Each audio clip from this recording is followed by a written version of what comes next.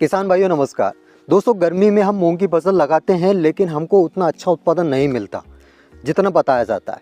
मतलब अगर 6-7 कुंटल प्रति एकड़ के हिसाब से उत्पादन बता रहे हैं तो हमको उतना अच्छा उत्पादन नहीं मिलता।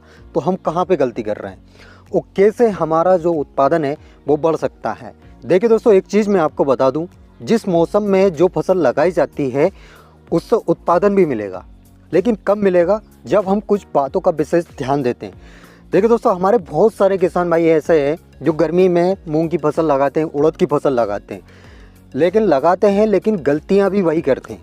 अब गलतियां कहाँ पे करते हैं, वही कब करना चाहिए वहाँ पे गलती करते हैं। इसके अलावा वैरायटी, खरीफ में जो वैरायटी अच्छा उत्पादन दे रही है वही वैरायटी आप गर्मी में लगा देते हो, वहाँ पे गलती। देखिए दोस्तों, खरीफ में आप कोई सी भी वैरायटी लगा लीजिए, खरीफ में आप लेट वैरायटी लगा लीजिए, अर्ली वैरायटी लगा लीजिए, सभी बढ़िया उत्पादन देगी। क्यों? क्योंकि उस समय टेम्परेचर बहुत बढ़िया मिल जाता है, अंकुरण बहुत बढ़िया हो जाता है। इस वजह से खरीफ में मूंग की जो भी वैरायटी आप लगाओगे वो अच्छा उत्पादन देगी। लेकिन हमारे किसान भाई जो खरीफ में अच्छा उत्पादन दे रही है वही वैरायटी गर्मी में लगा देते हैं, तो वहाँ पे आप गलती कर रहे हो। बुवाई समय फरवरी में बुवाई होना चाहिए, मार्च में भी कर सकते हो, अप्रैल में आप बुवाई कर रहे हो, वहाँ पे गलती। ऐसी 3-4 गलतियां हमारे किसान भाई करते हैं जो कि मैं आज इस वीडियो में बताऊंगा। और यदि दोस्तों आप ये गलतियां नहीं करते हो तो मेरी गारंटी है आप 1 एकड़ से लगभग मिनिमम बता रहा हूँ 5 से 6 कुंटल प्रति एकड़ उत्पादन लोगे। और मैक्सिमम जितना आप ले सको, जितनी अच्छी आप मेहनत कर सको। देखो दोस्तों, यदि आपके पास पानी पर्याप्त मात्रा में है, पानी यदि आप 6-7 पानी मूंग की फसल में निकाल देते हो तो आपको और कुछ ज़रूरत है ही नहीं। बस खेती करने का थोड़ा तरीका समझ लीजिए, कैसे आपको मूंग की बुवाई करनी है, कौन सी आपको वैरायटी लगानी है, खाद उर्वरक की मात्रा कितनी रखनी है। ये यदि आपने समझ लिया, खाद उर्वरक और ये सारा फंडा आपने समझ लिया, तो समझ लीजिए आपको इस बार कोई भी नहीं रोक सकता एक अच्छे उत्पादन लेने से। तो चलिए दोस्तों, वीडियो स्टार्ट करते हैं। मैं हूं आपका दोस्त अभिषेक और आप देख रहे हैं आपका अपना चैनल एग्रीटेक अभिषेक। दोस्तों सबसे पहले बात करते हैं बुवाई समय की। बुवाई समय हमारे अधिकतर किसान भाई गेहूं, सरसों, मतलब रबी मौसम में यही लगाते हैं, गेहूं लगाते हैं, सरसों लगाते हैं। तो अगर सही बुवाई समय की यदि बात की जाए तो वो है 15 फरवरी से 15 मार्च।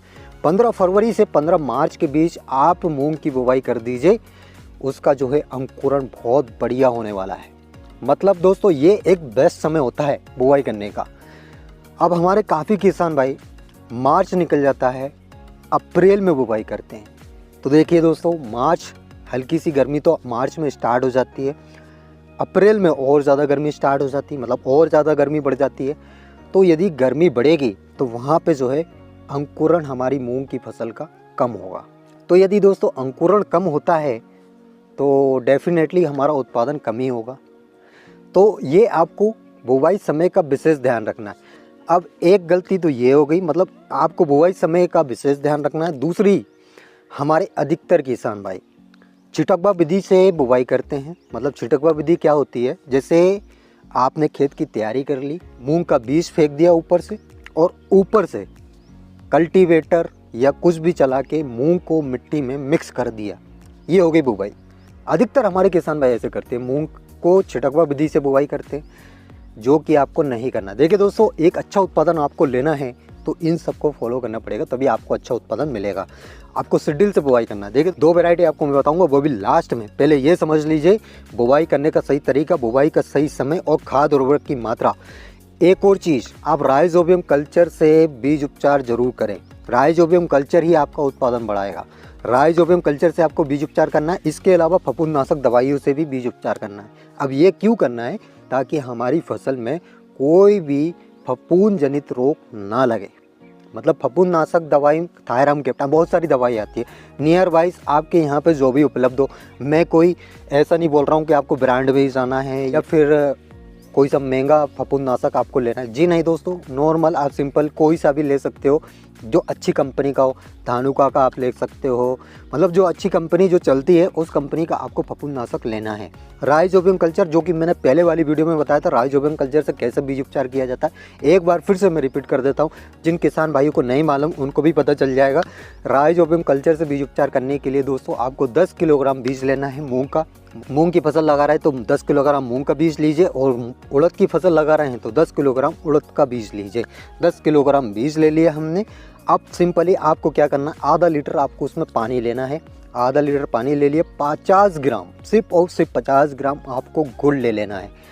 ये सबको मिक्स कर लिया, ऊपर से आपको 250 ग्राम राइजोबियम कल्चर डाल देना है, और इन सबको मिक्स करके 4-5 घंटे के लिए छाया वाले स्थान पे सुखाने के लिए रख देना है। देखिए दोस्तों, आप यहाँ पे एक गलती ये मत करना कि इसको धूप में सुखाने के लिए रख दो।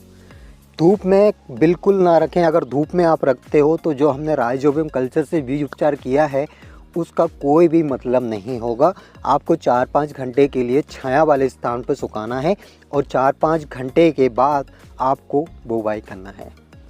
राइजोबियम कल्चर जो कि आपका उत्पादन बढ़ाएगा। हमारे काफ़ी किसान भाई इस चीज़ को नहीं करते हैं, तो आप इस बात का विशेष कर ध्यान रखें। अब इसके अलावा खाद उर्वरक की मात्रा मैंने आपको बता दी है।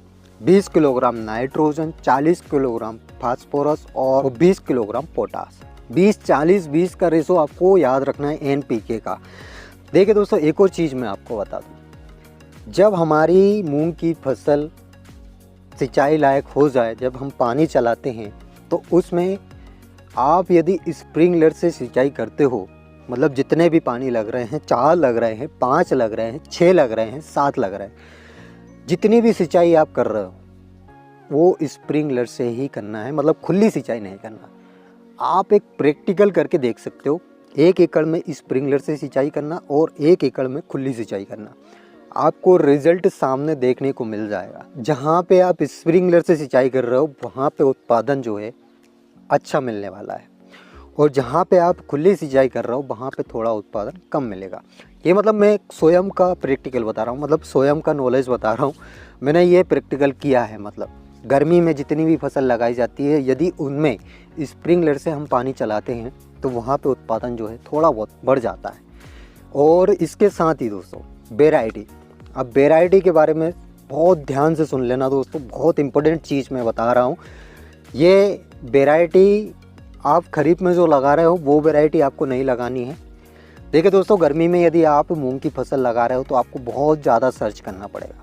क्या सर्च करना पड़ेगा? वैरायटी के बारे में। अब वैरायटी के बारे में क्या देखना है आपको? सबसे पहली बात, वैरायटी की अवधि कितनी है। जो वैरायटी हम लगा रहे हैं, मान लीजिए PDM 139 हम लगा रहे हैं, जिसको सम्राट के नाम से जाना जाता है, इसको यदि हम लगा रहे हैं तो इसकी अवधि कितनी है?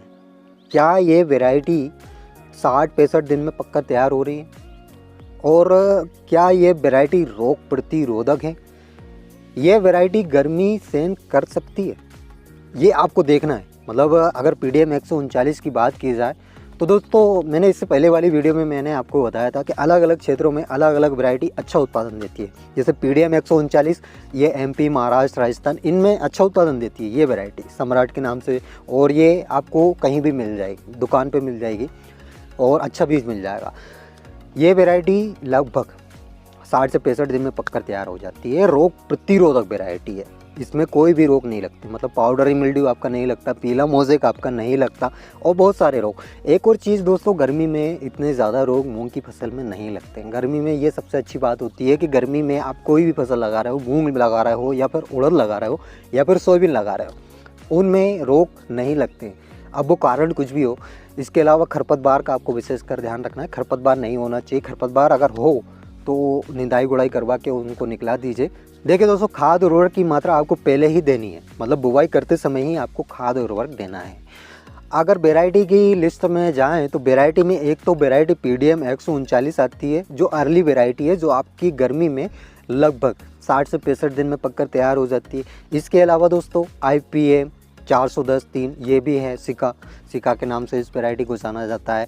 ये वैरायटी भी अच्छी है गर्मी के लिए। दोस्तों वैरायटी में आपको एक और चीज़ देखना है। देखिए दोस्तों, मजदूर काफ़ी ज़्यादा कॉस्टली होते हैं। मजदूर से यदि हम कटाई करवाते हैं, चाहे आपने मूंग लगाई हो या उड़द, वो बहुत ज़्यादा कॉस्टली पड़ जाता है। तो आप एक चीज़ देखिए कि जो हम वैरायटी लगा रहे हैं वो हाइट कितनी ले लेती है, मतलब उसकी हाइट ठीक ठाक है, क्या वो अच्छी हाइट लेती है या उसकी हाइट कम रह जाती है। हाइट का बहुत बड़ा मैटर होता है। जब हम हार्वेस्टिंग करवाते हैं उस समय हमको दिक्कत आती है यदि हम कम हाइट वाली वैरायटी लगाते हैं। हालांकि उत्पादन अच्छा हो लेकिन हाइट भी थोड़ी अच्छी होनी चाहिए। हाइट इतनी होना चाहिए कि हम उसकी कटाई हार्वेस्टिंग से करवा सके।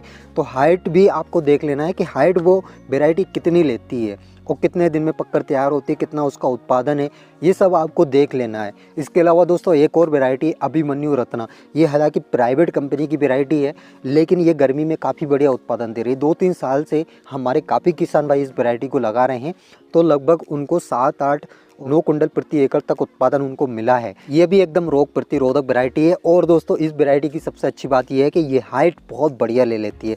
इसमें जो फलियां हैं वो गुच्छे में लगती है और ये वैरायटी भी अर्ली वैरायटी है, मतलब 65-70 दिन में पककर तैयार हो जाती है। तो इस वैरायटी को भी आप लगा सकते हो। हालांकि इसका बीज बहुत मुश्किल से मिलता है, तो आप यदि आपके आसपास अभिमन्यु रत्ना का बीज हो तो उसको भी आप ट्राई कर सकते हो। इसके अलावा PDM 139 बहुत सारी वैरायटी है, तो उसके बारे में भी मैं डिटेल में जानकारी दे दूंगा कि आपके लिए कौन सी बेस्ट और कौन से ज़िले से आते हो तो उसके बारे में, कौन से ज़िले के लिए कौन सी वैरायटी बेस्ट रहेगी उसके बारे में एक डिटेल में वीडियो बना दूंगा।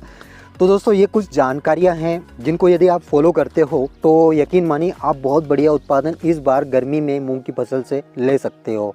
तो आई होप दोस्तों मेरे द्वारा दी गई जानकारी आपको समझ आई होगी, वीडियो भी पसंद आई होगी। वीडियो अगर अच्छी लगी हो तो एक लाइक, और जो किसान भाई इस चैनल पर पहली बार आए हैं और अभी तक चैनल को सब्सक्राइब नहीं किया है तो नीचे आपको लाल अक्षरों में सब्सक्राइब बटन दिख रहा होगा दोस्तों, उसको दबा लीजिए। साइड में आपको बेल आइकन भी दिख रहा होगा, उसको भी दबा लें ताकि कृषि से जुड़ी सारी जानकारी आपको समय समय पे मिल सके। तो आज के लिए इतना ही काफ़ी है दोस्तों, मिलते हैं नेक्स्ट वीडियो में नेक्स्ट टॉपिक के साथ। तब तक के लिए tata, bye bye, take care, धन्यवाद दोस्तों।